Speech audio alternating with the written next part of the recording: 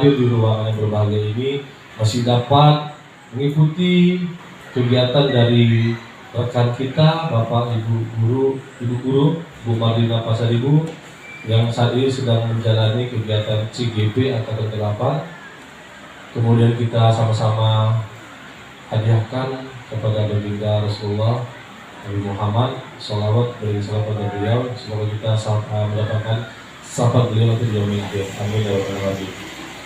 Hari ini saya akan memberikan suatu statement kepada Bapak Ibu mengenai kegiatan CGP rekan kita Ibu Marlina, Guru Disiplin Ilmu Binjai.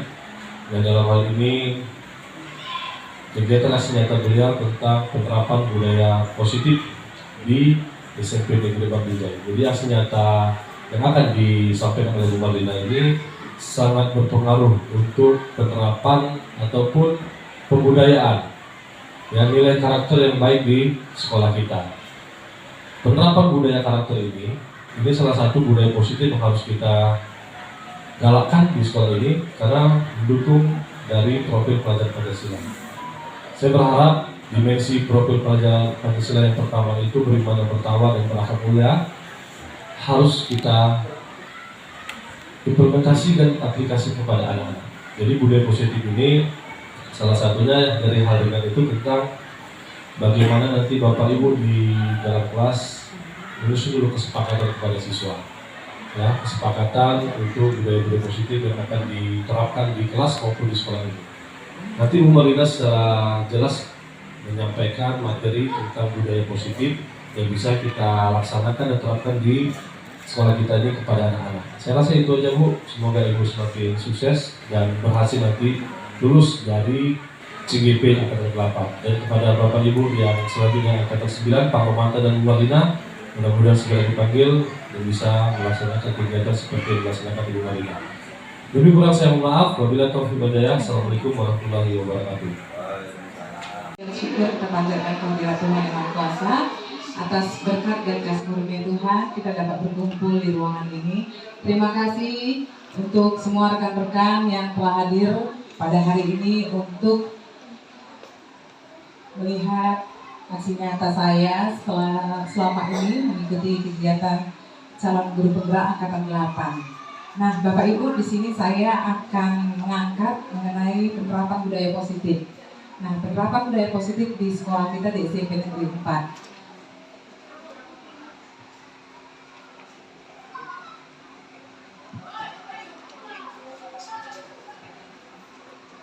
Ya, latar belakang yaitu dalam penerapan budaya positif ini, murid tidak suka peraturan karena selama ini jika mereka melakukan pelanggaran maka akan mendapat hukuman dan cenderung akan mempermalukan dirinya. Nah, di sini Bapak Ibu, kenapa kita terlalu banyak peraturan? Nah, di sini murid-murid yang generasi sekarang itu tidak suka terlalu banyak aturan. Ya, mereka itu jadi semakin banyak kita buat peraturan, makanya anak-anak semakin banyak melanggar. Contoh kecilnya, ketika mereka datang terlambat, ya misalnya ketika terlambat, guru BK-nya kamu dari mana? Begini, terlambat terus. Contoh kecilnya. Kemudian dalam kelas, kamu tidak mengerjakan PR, kamu terus-terusan kamu saja. Nah, ini dia. Jadi anak-anak merasa guru itu mempermalukan dirinya. Jadi disinilah tugas kita menerapkan budaya positif kepada peserta didik kita, bahwasannya anak-anak itu harus kita tuntun, anak-anak itu kita dengar dulu ya. Bagaimana, kenapa anak tersebut datang ke sekolah terlambat? Kita harus bertanya dulu pada dia, apa penyebab dia terlambat contohnya. Kemudian di kelas, kenapa anak tersebut misalnya tidak mengerjakan PR? Jangan langsung kita menjudge atau kita langsung kita adilin dia, kamu suka terlambat gitu. Nah, itu yang sering kita lakukan. Nah, tujuan aksi nyata saya yaitu yang pertama, kita menciptakan murid yang merdeka dan disiplin diri yang kuat. Nah, ketika seorang guru menerapkan budaya positif di kelas, jadi anak tersebut pun akan tercipta percaya dirinya. Jadi anak tersebut mandiri.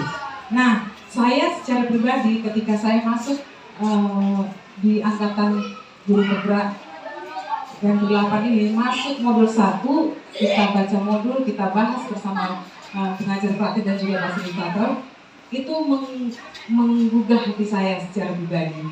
Saya bisa dikatakan guru yang mungkin terlalu banyak aturan. Jadi ini agak-agak sedikit menghantam mental dan fisik saya secara pribadi ya. Jadi saya ketika belajar modul 1 satu-satu pemikiran Ki Hajar Dewantara, oh berarti saya selama ini jadi guru itu gagal. Kenapa? Karena saya terlalu banyak aturan Bapak Ibu. Jadi kita sebagai guru itu harus menuntun anak, itu dia. Jadi saya sempat nangis juga itu ketika saya mengajar. Saya suka marah-marah ya sama anak. Saya suka menghukum. Kita kan kadang-kadang gitu ya Bapak Ibu. Kita kadang-kadang bilang kamu ini nakal kali, kerjain PR enggak. Kadang-kadang kita nggak lihat dia berantem di kelas, kita nggak tahu, kita asal tuduh. Itu banyak. Mungkin Bapak Ibu nggak usah jawab sama saya. Mungkin kita sadari aja diri kita sendiri. Kita bawa dulu ke dalam diri kita. Buka mata hati kecil kita. Kita pernah nggak melakukan itu di kelas? Apalagi untuk Bapak Ibu ya. Yang kita udah digaji negara, ditambah lagi Bapak Ibu yang udah sertifikasi, kita harus bertanya pada diri kita, udah benarkah saya mengabdi? Jadi filosofi Pak Ki Hajar Dewantara itu kita harus menghamba kepada murid.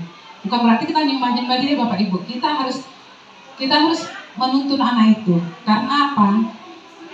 Kita harus menyentuh hati. Jadi kita itu mengajar itu benar kata Pak Kepala Sekolah tadi. Di sekolah itu bukan kita mengejar hasil, tetapi adalah kita mengejar proses. Bagaimana kita memerdekakan murid itu? Bagaimana kita kita membuat dia belajar itu dari hati kecilnya. Kenapa anak-anak nggak senang contohnya pelajaran? Apa yang paling dibenci sama anak-anak? Coba Bapak Ibu ada yang bisa jawab? Ketika guru itu mau masuk, dia malas, pasti dia lari. Karena apa? Yang pertama, karena gurunya suka marah-marah yang pertama. Yang kedua, pelajarannya dianggapnya susah. Kenapa anak-anak menganggap pelajaran itu susah? Karena gurunya nggak ada metode untuk mengajar yang menyenangkan. Misalnya datang, udah anak-anak catat, gitu kan. Kadang-kadang gitu ya Bapak Ibu ya, saya secara pribadi kan kalau lagi sibuk banyak kerja, catat ya, lawan sekian ya begitu ya. Nah gitu dia. Jadi kadang-kadang suka marah-marah, belum apa-apa, ini kok kotor kali ini ruangan ini, ada sampah gini-gini. Nah kita praktekkan kecil budaya positif. Misalnya ada satu sampah di kelas kita kutip aja Bapak Ibu. Kita kutip seperti ini, kita buang ke tong sampah, itu udah penerapan budaya positif di kelas. Jadi anak itu mencontoh kita, itulah peran kita sebagai guru. Yang kedua, kita menumbuhkan budaya positif di sekolah dengan meyakini nilai-nilai kebajikan universal. Jadi kalau gurunya tidak berlaku positif, bagaimana siswanya melakukan hal yang positif? Jadi gitu tadi, kadang-kadang guru ini enak ya Bu ya, Bapak Ibu ya. Nah, ambilkan dulu itu Nak. Bilang dulu, ambilkan dulu ini, ambil dulu air Ibu. Ambil dulu itu Nak, buang dulu ini ke tong sampah. Kadang-kadang kita guru seperti itu ya. Nah, itu contoh-contoh yang kecil yang anak-anak pun Ibu ini nyuruh saja. Dia tidak melakukan gitu. Kemudian tolak ukurnya yang pertama, terbentuknya keyakinan kelas melalui kegiatan kesepakatan kelas yang dilakukan wali kelas dan siswa. Nah, kebetulan tahun ini saya dibuat wali kelas 74. Saya langsung praktek nih Bapak Ibu, kelas 74. Saya hari pertama, mungkin saya terlalu rajin ya. Nah, hari pertama gitu saya masuk kelas 74, saya langsung absen siswanya semua, tanggal lahir, pekerjaan orang tua. Saya langsung bentuk kesepakatan kelas itu bagaimana anak-anak ada 5. Yang pertama apa? Saya tanya aja Bu, kita tanya aja. Kalau Ibu ngajar di kelas, anak-anak harus bagaimana? Yang satu, saya Bu, kenapa? Abang maunya apa Nak? Harus disiplin tuh. Ya, yang lain apa Nak? Kita nanya. Kita kesepakatan kelas tuh harus anak-anak itu aja yang menyepakati apa yang mau dia. Jadi kalau dilanggar bagaimana anak Ibu? Nah hukumannya kita harus hukuman yang mendidik, yang positif juga. Dan yang kedua, siswa mampu menerapkan dan menjalankan keyakinan kelas yang telah dibuat. Nah ini dia tadi Bapak Ibu. Kita misalnya sudah membuat 5 bersama anak-anak siswa kita di kelas. Kita sudah 5. Begitu juga nanti untuk guru mata pelajaran ya yang masuk. Nanti pelajaran misalnya Membrisma nih, bahasa Inggris, masuk ke kelas 81. Buat kesepakatan kelas dulu anak-anak. ketika main mengajar ini bagaimana nanti kesepakatan kelasnya? Biarkan mereka mengacu, membuat kesepakatan sendiri. Ada yang satu bilang nih, nggak boleh minjem-minjem. Ada anak-anak yang minjem pulpen lah, pinjam inilah gitu. Kalau seni budaya pas saya pinjam krayon lah. Nah itu kesepakatan kelas dibuat. Jadi anak-anak jadi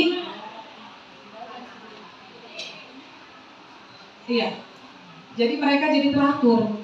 Udah ada kesepakatan. Jadi kalau dilanggar bagaimana? Tanya lagi sama mereka. Jadi kita hanya menuntun mereka aja.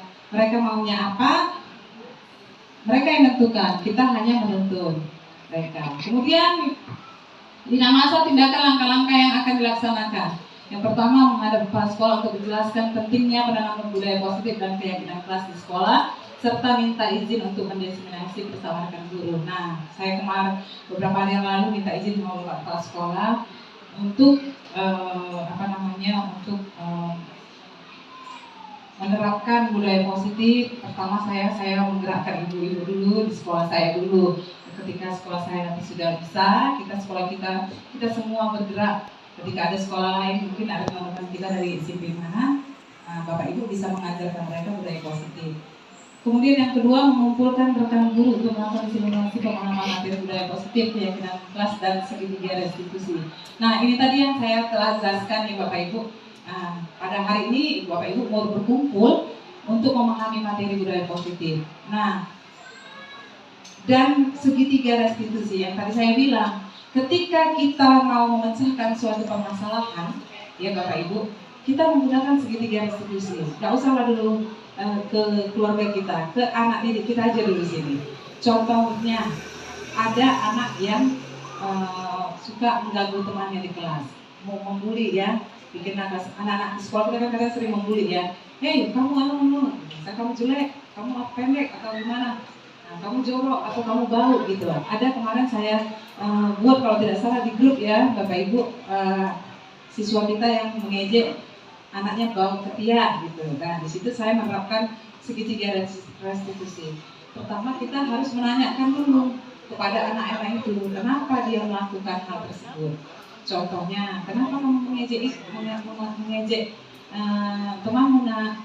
Iya Bu, main-main aja. Nah dari tindakan main-main kamu, bagaimana perasaan kamu lihat? Nah, sakit hati Bu. Iya, gitulah.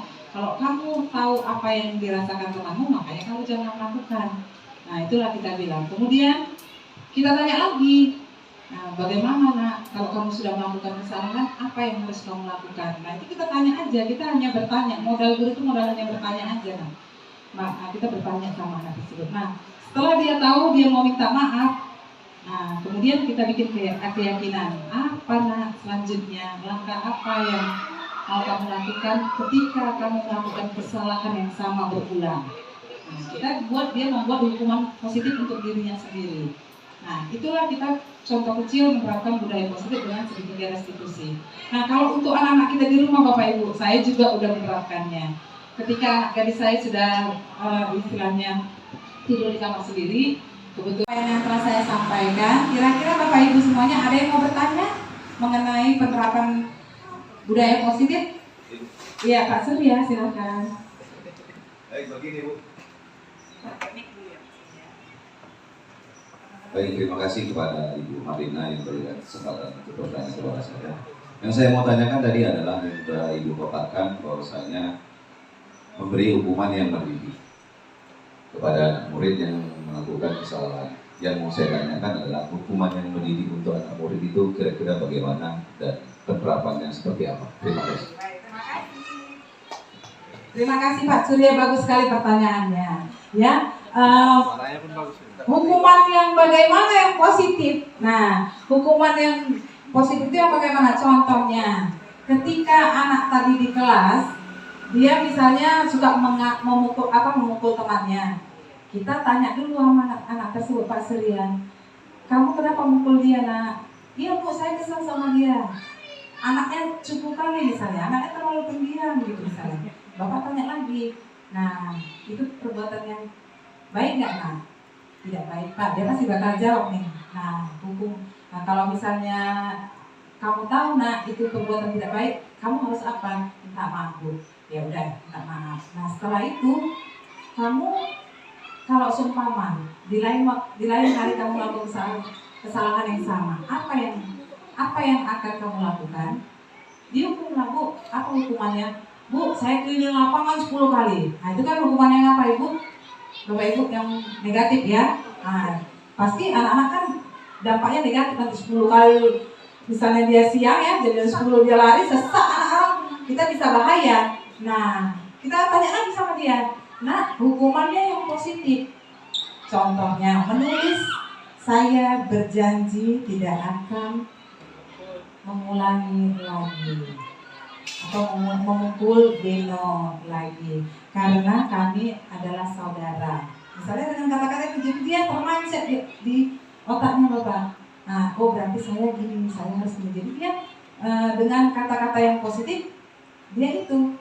Kemudian apalagi nak, kalau misalnya yang lain, misalnya anak tersebut dia bilang, Bu, saya menjaga kebersihannya, Bu, saya kutip sampah lah, Bu, boleh. Itu positif kan, karena dia membersihkan lingkungan sekolah gitu. Jadi itu budaya positif juga Pak. Jadi hukuman yang positif yang kita minta kepada siswa kita. Jadi kalau kita hukum misalnya Pak Romanto di guru olahraga, kamu udah datang terlambat, lari 100 putaran gitu kan. Jadi itu dia negatif. Kalau yang lainnya, kalau hukuman yang positif lainnya bisa begini Pak Surya. Bu, saya mau kalau saya melakukan kesalahan lagi, saya akan menghias kelas ini dengan rapi. Nah, itu bisa Pak. Jadi pokoknya kegiatan-kegiatan yang positif yang bisa membuat budaya positif dan teman-temannya pun oh seperti ini. Oh ibu ini nggak menghukum, jadi seperti itu. Terima kasih. Berkomunikasi lah. Iya, kita lebih banyak berkomunikasi. Jadi kerja tugas guru itu hanya menuntun saja Pak. Jadi anak-anak itulah yang kita minta saran dan solusi yang mereka berikan. Itu tadi dia dengan penerapan 3 restitusi tadi. Kita harus bertanya dulu. Kita tahu dulu apa permasalahannya, baru kita selesaikan dengan diri dia sendiri. Dia sendiri harus menetapkan hukumannya. Jadi kita sebenarnya guru itu sebenarnya nggak kalah capek kali Bu. Menyenangkan kali sebenarnya kalau kita kok paham tadi pemikiran belajar dari utara dengan kita menyelesaikan permasalahan dengan segitiga restitusi. Jadi kita nggak pusing-pusing, nggak capek-capek marah-marah. Jadi di kelas itu kita senang aja bawaannya. Oke, terima kasih. Setelah Pak Surya ada lagi yang mau bertanya? Ini? Oh iya, Pak Munti, silakan Pak Munti.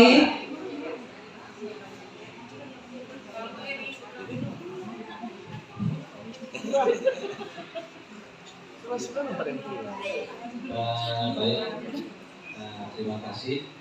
Tadi mengenai segitiga restitusi, saya sudah hampir 15 tahun mengajar, belum pernah saya dengar ini segitiga restitusi.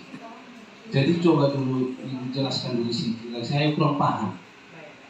Segitiga restitusi itu seperti apa dan contohnya diterapkan di sekolah seperti apa kita buat. Terima kasih. Baik, terima kasih ya Pak Munti. Di sini sudah nampak ya Bapak Ibu ya. 15 tahun kata Pak Munti tidak ini. Yang pertama ini segitiga restitusi ini kita ada 3 yaitu validasi tindakan yang salah. Yang kedua kita menanyakan keyakinan dan yang ketiga kita menstabilkan identitas. Di sini setiap orang ya validasi tindakan yang salah. Setiap orang kan Pak pasti pernah melakukan kesalahan, termasuklah anak didik kita. Nah, ketika seseorang melakukan kesalahan, di sini kita tidak boleh langsung menjudge anak tersebut. Kadang-kadang kita sebagai guru ya Pak ya, kita mau langsung main marah aja, main pukul aja, main hukum aja sama siswa kita, tanpa kita tanya kenapa kamu melakukan kesalahan itu. Mungkin sedikit dari kita yang nanya sama siswa kita, kenapa itu? Pasti langsung, misalnya nih. Si Yuni di sini, si Desi di sini. Tiba-tiba si Desi teriak nih, Pak, ini si Desi suka apa? Desi, kamu jangan ganggu kan? Pasti gitu ditanya Pak ya. Nah, banyak guru seperti itu. Nah, kita tanya dulu Pak, ya kita tanya dulu sama si anak tadi. Nah, bahwasanya kita mengatakan kepada anak tersebut, nah kenapa kamu melakukan kesalahan tersebut? Itulah dia Pak. Kita validasi dulu tindakan itu. Bahwasanya anak itu melakukan tindakan yang salah. Kemudian kita menanyakan keyakinannya. Menanyakan keyakinannya, bagaimana perasaan kamu ketika kamu mengganggu teman kamu? Ah, senang lah Pak, aku mengganggu dia, misalnya gitu. Nah, bagaimana kalau kamu menjadi dia, nak? Nah, seperti itu Pak. Jadi kita harus tanya dulu kepada siswa kita itu. Kita buat dulu dia mengerti bahwasanya itu dia melakukan kesalahan. Dan yang ketiga, kita menstabilkan identitas. Maksudnya gini Pak. Nah, ketika anak-anak tadi dia melakukan kesalahan, dia anak tersebut itu udah melakukan kesalahan, dia sudah sadari kesalahan dia. Jadi kita tanya lagi sama dia, nah kamu mau melakukan kesalahan itu lagi? Tidak Pak, katanya. Nah itu sudah datang dari hati dia Pak. Jadi ada anak-anak itu kan nampak, kita sebagai guru kan nampak ya dari wajahnya anak-anak tersebut, dia itu masih dendam karena ini. Jadi tapi kalau kita udah tanya baik-baik, anak tersebut pun pasti ini. Seperti tadi anak 71 anak Bukmul tadi. Nah si Riko tadi minjem, Bu ini aja minjem. Jadi siapa itu awas kau ya, pulang sekolah ketemu kita di BK, langsung gitu dia mengancam. Langsung saya panggil, saya tanya, mukanya udah merah pucat tadi. Awas kamu ya, ketemu di BK katanya. Tangannya menunjuk-nunjuk. Nah wah ini anak, saya tanya baik-baik, kamu tinggal di mana, bagaimana, gitu kan? Bagaimana ininya? Kenapa kamu mengancam? Sering nggak mendengar kata-kata ancaman? Iya Bu. Bagus nggak kalau anak-anak itu ngancam? Enggak Bu katanya. Nah terus boleh nggak seperti itu? Nah tidak Bu. Benar Pak katanya. Benar Bu, dia bilang. Baiklah. Jadi anak-anak udah tahu ya nak kalau itu perbuatan tidak baik. Tahu Bu katanya. Ya udah mukanya langsung berubah jadi ini. Jadi jangan mau jadi anak yang baik, kita harus menekankan dia, kamu mau jadi anak yang baik ya nak. Nah, gitu dia Pak. Itu dia segitiga restitusi. Jadi guru harus bisa menstabilkan keadaan anak-anak tersebut. Bagaimana dia menyikapi permasalahannya. Ya Pak Munti ya, demikian. Terima kasih untuk pertanyaannya Pak Munti. Baiklah Bapak Ibu, demikianlah pertemuan saya untuk hari ini. Terima kasih untuk kehadiran Bapak Ibu semuanya. Kiranya Bapak Ibu bisa menerapkan budaya positif di lingkungan sekolah kita, di lingkungan kelasnya masing-masing. Terima kasih, selamat siang.